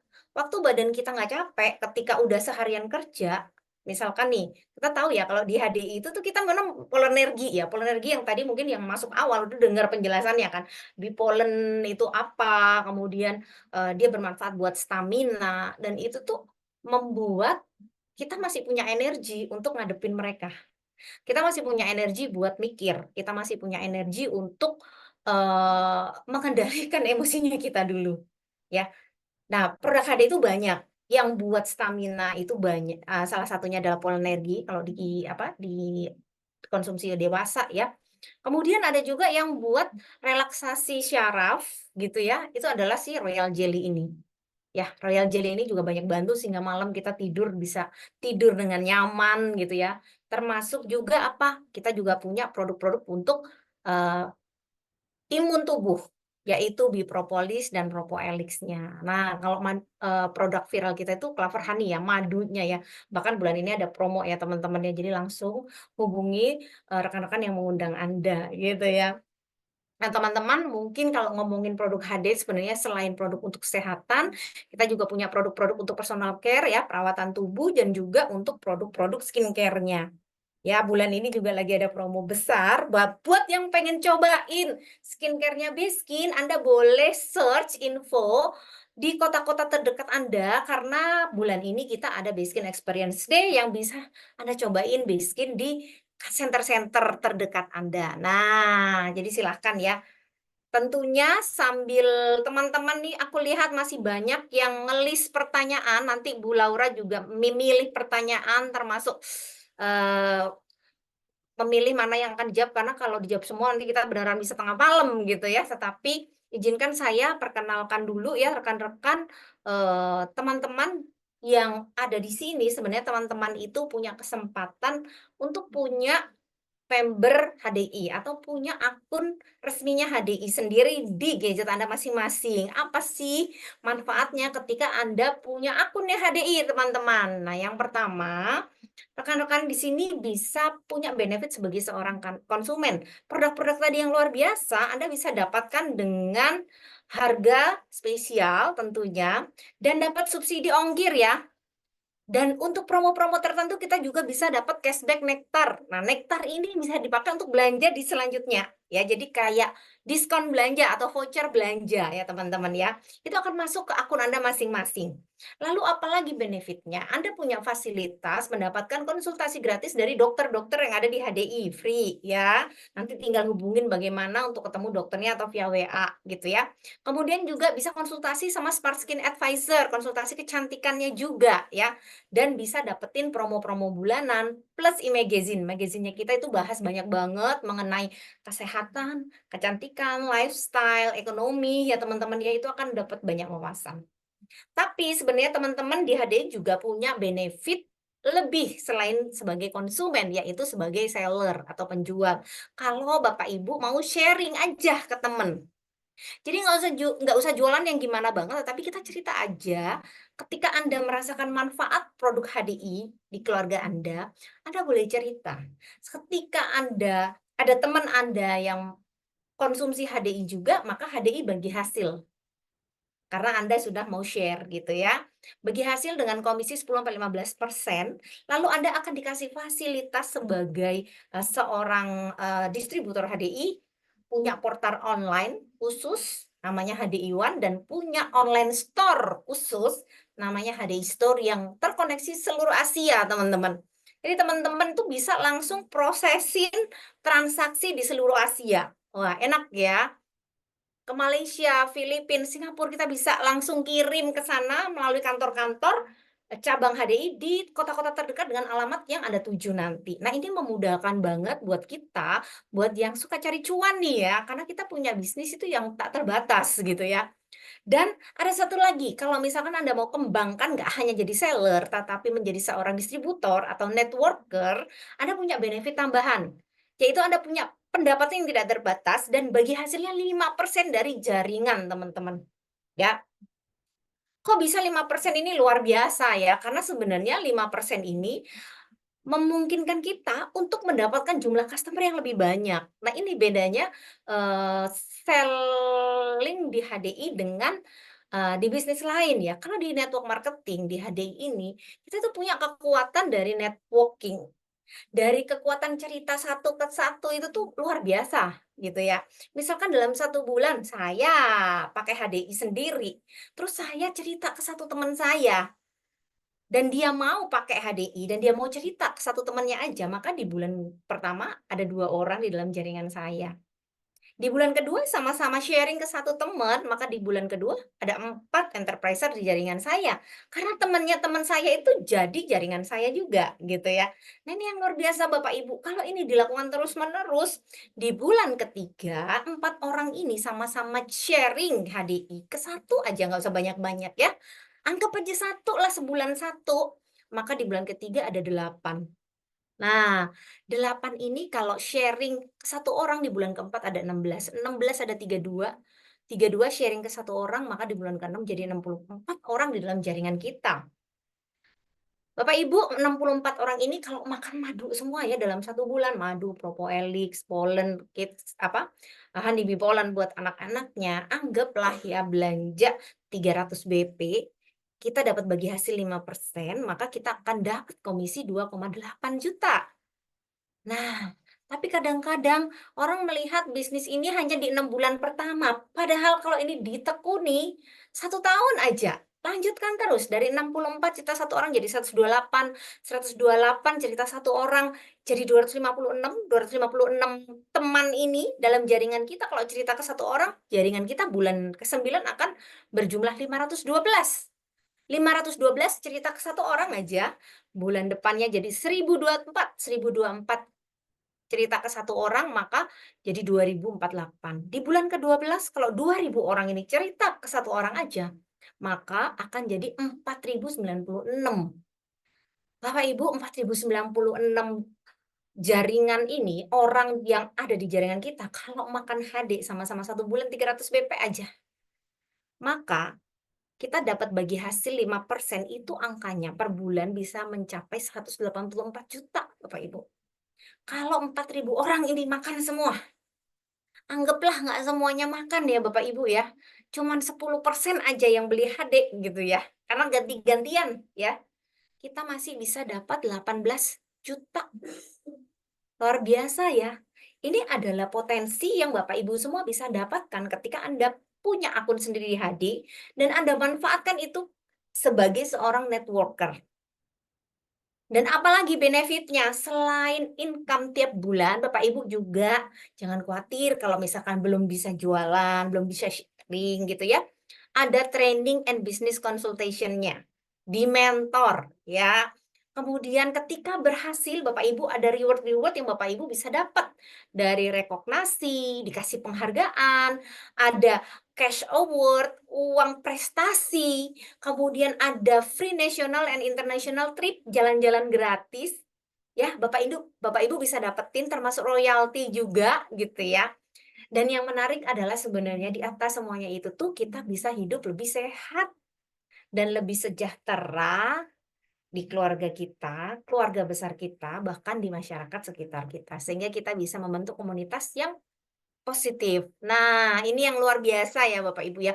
Nanti kalau misalnya ada yang ingin tahu lebih detail, bisa hadir di Hero Startup ya, nanti menghubungi rekan-rekan yang mengundang Anda. Jadi jangan jangan ditunda ya, kalau yang belum bisa masuk akun langsung di-chat, "Gimana caranya aku supaya bisa masuk akunnya HDI dan punya akun sendiri di HDI?" Harusnya bayar 50.000 Bapak Ibu, tapi khusus hari ini bisa free ya, jadi manfaatkan ya Bapak Ibu ya. Nanti bisa ikut, 2, sharing lagi commission one plan untuk perhitungan komisinya dan, Hero Startup untuk penjelasan lebih detail mengenai mengaktifasi akun Anda dan bagaimana mendapatkan semua benefit itu. Nah, saya lihat sudah panjang sekali ya, sudah panjang sekali nih sharing-nya ya. Aduh, iya. Waduh, banyak yang minta rekaman ya. Semoga didengar oleh tim Herus ya. Nanti kita persiapkan ya. Nah, ini Bu Laura, ini ada banyak yang mau bertanya. Boleh silakan ya, Bu Laura. Mungkin Waktunya berapa lama ya? mungkin Oke. 15 menit ya, boleh ya. Oke, saya coba ya. Iya.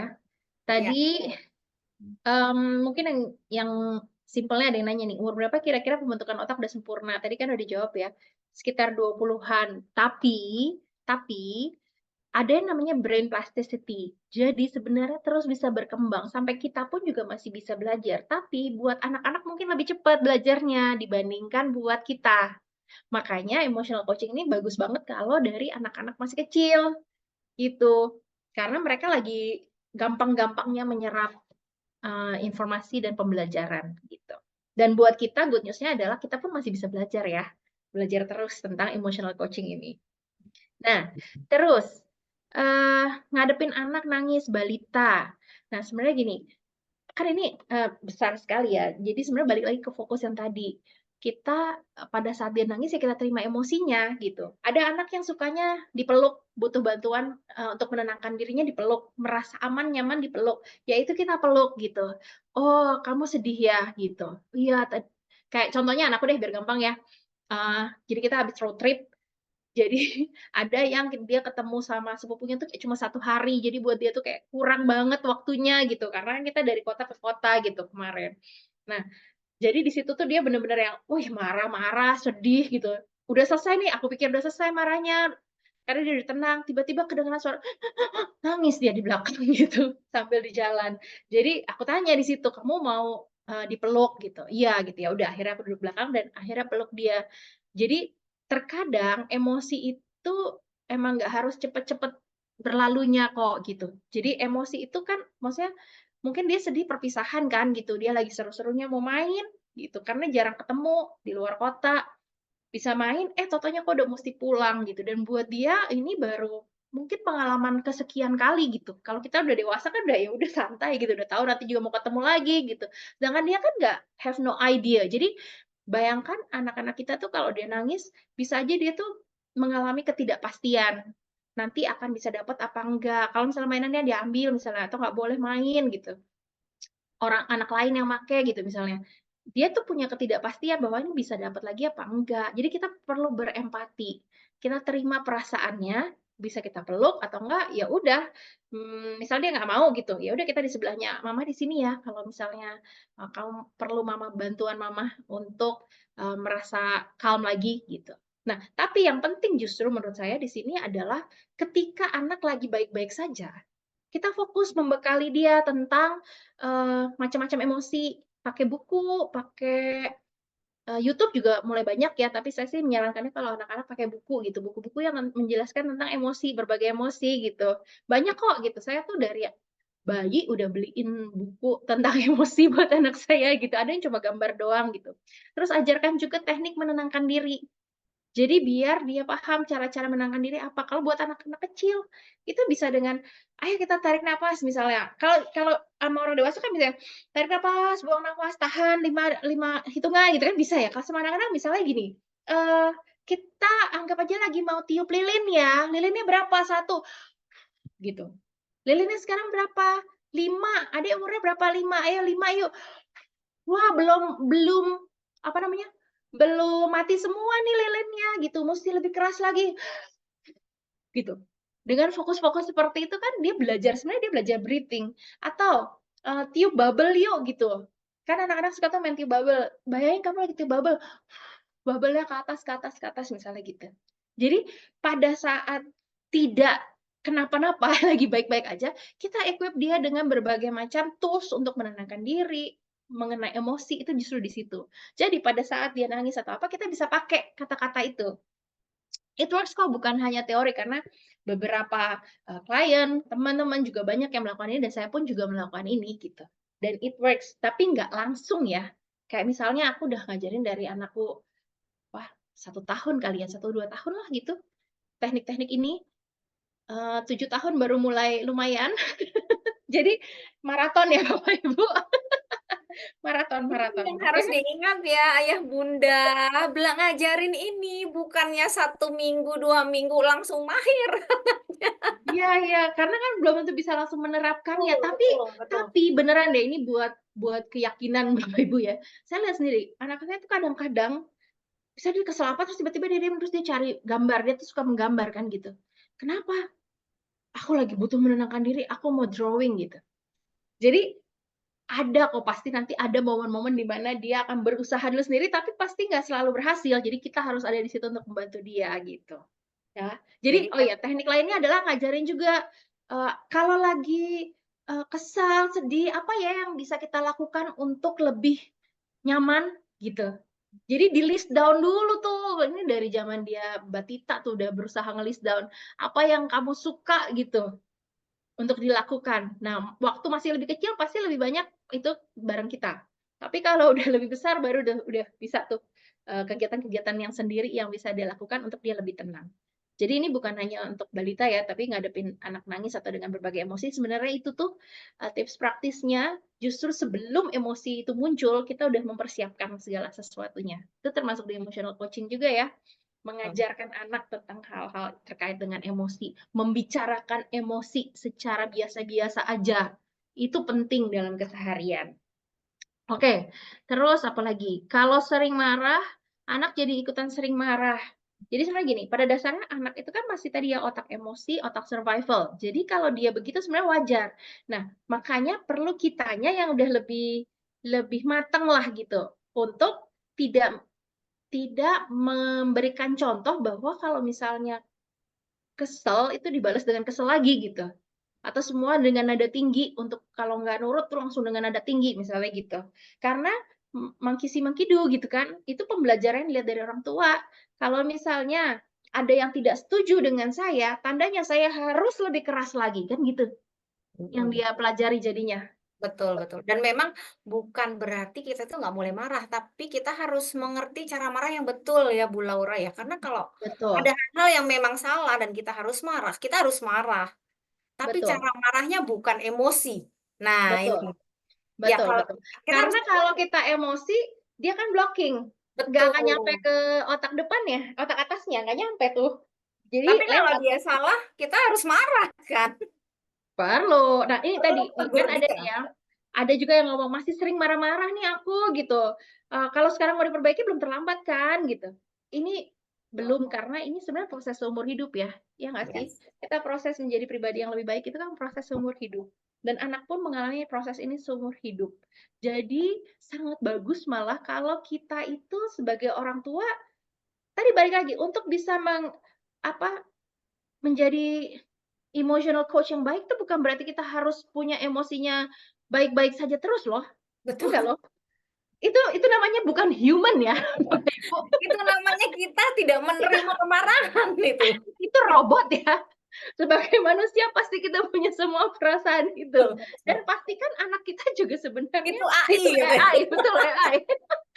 AI aja kadang-kadang marah loh. Kalau yang udah cerdas banget Iya, gitu. semakin cerdas semakin mirip manusia kan. Kamu jangan mengulangi pertanyaan itu lagi. Gitu. Lama-lama dia kesel gitu, maki-maki kita nanti AI-nya. Aduh bercanda ya. Oke, Tap oke. Jadi gini, orang tua being real sama mau belajar dan terbuka dalam prosesnya, itu justru proses penting yang iya, bisa membantu anak bisa belajar. Jadi misalnya, tapi betul. kita mesti rendah hati di situ. Nah itu Kenapa? yang nggak Karena gampang Bu Laura, rendah hati sama iya, anak, yang nggak gampang itu. itu. Karena gini, sejujurnya saya dan anak saya itu kita berproses bersama loh. Ya, Dia yang mengingatkan saya kadang-kadang, udah "Mama," gitu, "breathing dulu Mama," gitu. balik kan ilmunya kan, kita dulu kan. Atau kadang misalnya saya udah kebablasan gitu ya marah, ya maksudnya siapa sih yang bisa gitu, dan rasanya itu non human menurut saya ya, kalau kita nggak pernah marah-marah gimana gitu. Boleh kok gitu, cuman setelah itu kalau kita tahu itu bahwa sebenarnya tidak baik, kita harus rendah hati bilang bahwa, "Oh ya tadi mama salah, maaf ya." Itu. Tapi bukan, "Tadi mama salah, maaf ya, habis kamu tadi begini begini." Ya nggak gitu, Itu maaf palsu ya. maaf palsu itu. Kan kita mau anak bertanggung jawab atas perasaannya dia kan. Mhm. Berarti ketika kita marah, pastikan kita tuh bertanggung jawab atas perasaan kita. Jangan kalau kita sedih, kita nyalahin dia, "Iya mama sedih banget tadi kamu nggak mau nurut sih," gitu. Atau misalnya, "Iya mama marah banget karena kamu tadi, banting-banting barang." Nah itu tandanya kan kita mengajarkan apa ke anak? Mengajarkan bahwa emosi kita dipengaruhi oleh orang lain, padahal emosi kita kan tanggung jawab kita sendiri. Mhm. Jadi gitu ya. Nah, dengan pemahaman itu saya tuh berusaha untuk dengan rendah hati, selalu ngomong sama anak saya kalau misalnya udah berlebihan atau gimana, udah kesel banget kan, "Maaf ya tadi mama teriak, harusnya mama nggak gitu, kayaknya harusnya mama breathing dulu sih," gitu. Udah sampai situ titik, nggak usah ada alasan macem-macem. Marah-marah yang berlebihan kan salah, ya udah gitu. Mama juga masih belajar. Itu tuh kalimat kunci tuh, mama juga masih belajar. Aku sering banget ngomong gitu ke anakku. Jadi dia tahu bahwa aku pun lagi berproses. Jadi kadang aku nanya, Mama sekarang udah gimana?" Gitu. Udah lebih jarang marah-marahnya." Gitu. Kita tuh berproses bersama-sama atau misalnya ada kadang-kadang malam di mana kita berefleksi, "Eh, tadi kamu, ada big emotion apa?" Gitu. "Terus gimana? Keluarinnya." Gitu. Itu anakku 7 tahun udah bisa tuh diajak ngobrol gitu. Tapi kan itu proses ya, karena udah dibiasakan dari kecil, Iya, bahwa itu hal biasa. mhm mhm. Ketika itu dibiasakan, emotional coaching itu kan coaching, pembelajaran, bukan hanya pada saat momen dia marah dong. Kita mempersiapkannya dalam keseharian gitu. Jadi nggak apa-apa banget kalau kita masih marah-marah, asal memang kita memang willing untuk belajar, untuk memperbaiki diri, itu nggak apa-apa. Being real malah bagus banget buat anak, gitu. Terus apalagi, mmm, mana ya, cara marah nggak pakai emosi itu PR yang berat. Iya benar benar.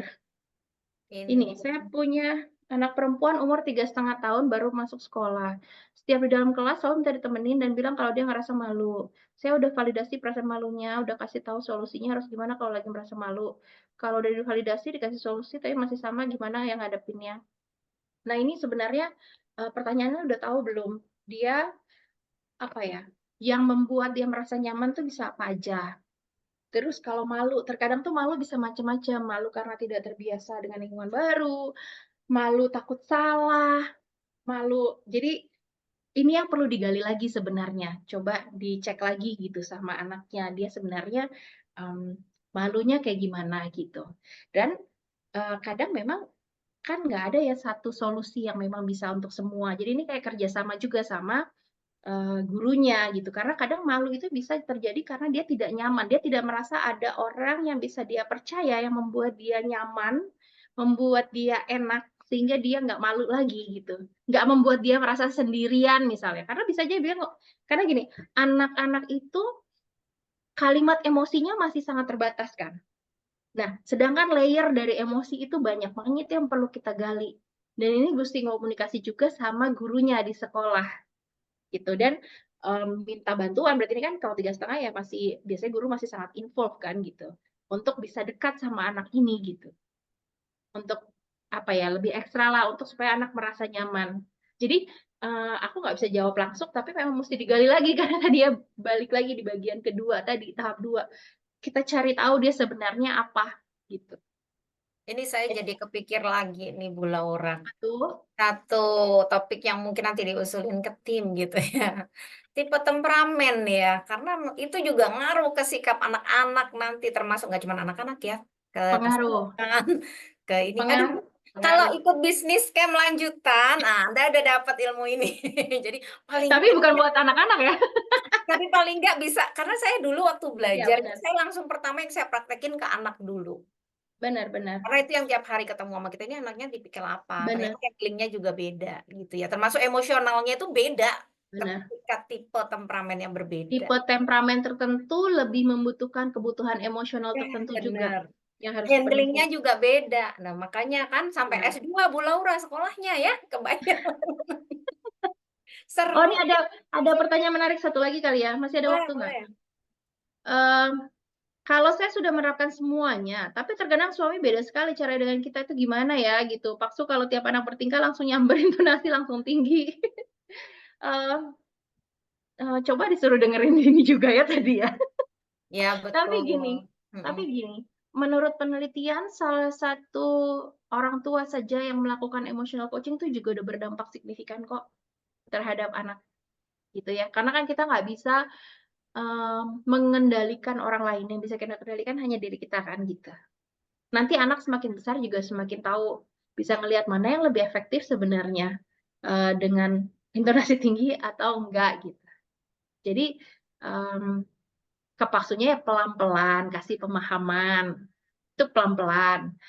Cuman memang kalau misalnya khawatir, jangan khawatir karena ada research-nya kok yang bilang bahwa salah satu orang tua bisa menjadi emotional coach itu pun sudah berdampak sangat signifikan ke perkembangan kecerdasan emosi anak. Oke, ada lagi nggak yang aku miss? Aduh rekan-rekan memang ya seru kalau kita ngobrolin ini ya, ngobrolin emosi gitu anak-anak gitu ya, Mhm, tetapi yang luar biasa adalah teman-teman jangan stres gitu ya. Jangan takut dulu karena namanya parenting itu proses bertahun-tahun. Betul. Jadi ketika kita mau anak kita bertumbuh itu orang tuanya harus bertumbuh dulu gitu. Makanya, bersyukur kita di HDI dikasih wadah untuk belajar banyak ya.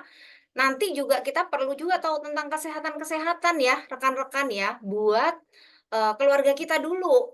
Supaya kita juga tahu nih anak begini ternyata ada masalah di kesehatannya. Dan buat malam ini ya, saya berdoa buat semua ayah bunda yang udah setia sampai akhir gitu ya. Kita semua diberi kesabaran sama Tuhan, diberi hikmat ya, diberi hikmat untuk membimbing anak-anak kita dan saya percaya ketika Bapak Ibu menginvestasikan waktu buat belajar, itu nggak akan sia-sia Bapak Ibu. Saat habis ini Anda tutup Zoom, Anda ingat saya yakin langsung beda ngadepin anak-anak gitu ya.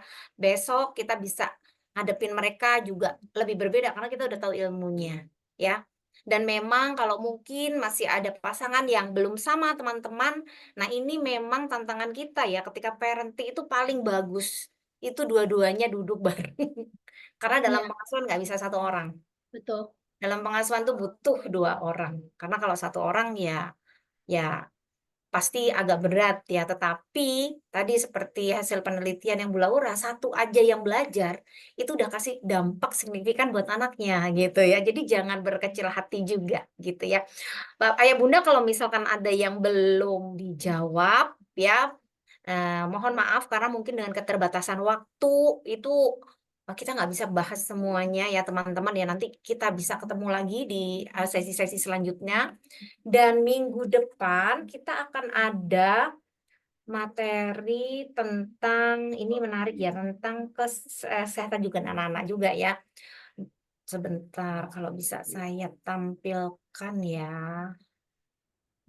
Semoga bisa saya tampilkan dulu ya, tentang bekal anak Bapak Ibu. Oke, saya tampilkan dulu.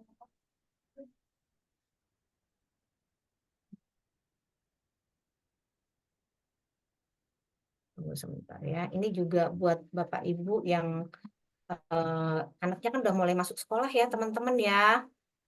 Siapa yang anaknya sudah mulai masuk sekolah, belajar bareng gitu ya, di Saya sekolah gitu kan. Nah, kita udah mulai nih mami-mami, ini laptop saya agak lama mengeluarkan nih.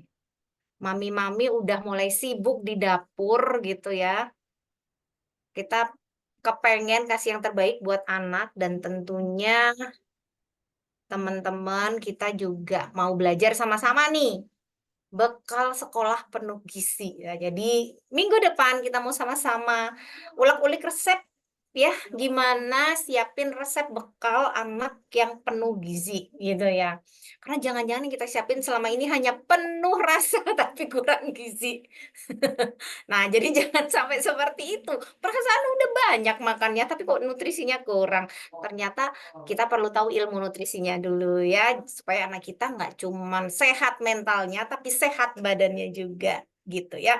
Hari Rabu tanggal 24 jam setengah 8 malam seperti ini, dibawakan oleh ahli gizi ya ini ya, Ibu Tri Ristuti, beliau ahli gizi di salah satu rumah sakit, dan Ambu Vina yang akan sama-sama mengupas tuntas tentang nutrisi, sehingga kita bisa memberikan bekal sekolah yang penuh gizi buat anak-anak kita.